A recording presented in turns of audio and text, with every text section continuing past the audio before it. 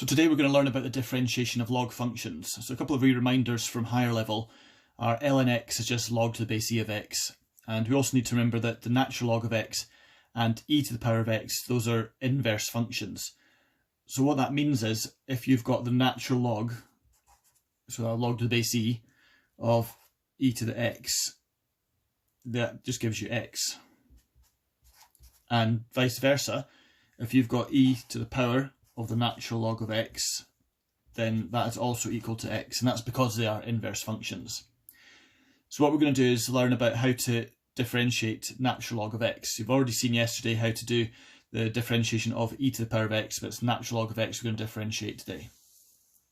So first of all, what we need to think about is you can convert between these two forms, which is what you learnt about in higher, y equals a to the power of x, and you can convert that to the form x equals log to the base a of y. So this fact from higher is something that's going to be important for us just now.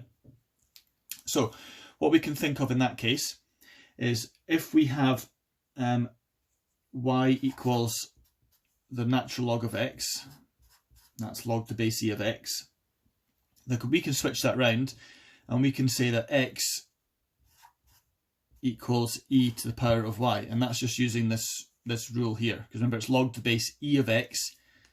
Your base goes there, so my base is e in this situation, so I'm going to have e to the power of something, which is what I've got here. The thing at the front is x, that's going to become my power, so my thing at the front is y, so y is going to become the power here. Okay, so we're going to convert between these two forms. So y is natural log of x, x is e to the power of y.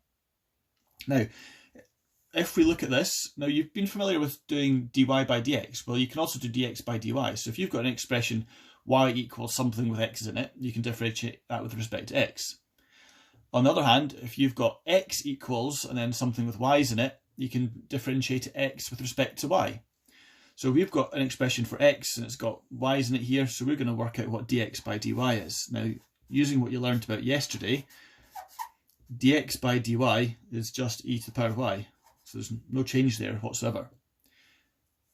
Now, if I want to find out what dy by dx is, I can flip this fraction upside down. So to do that, that is just dy by dx. Now I'm going to flip this, that's not a fraction, so I'm going to make it into a fraction. Then we're going to flip it upside down. So dy by dx is 1 over e to the power of y. Now I can write what e to the power of y is, because I know that e to the power of y is x. So I'm going to swap that in. So dy by dx equals 1 over x. So if we started off with y equals the natural log of x, the derivative of that with respect to x is 1 over x. So y equals this, the derivative is this.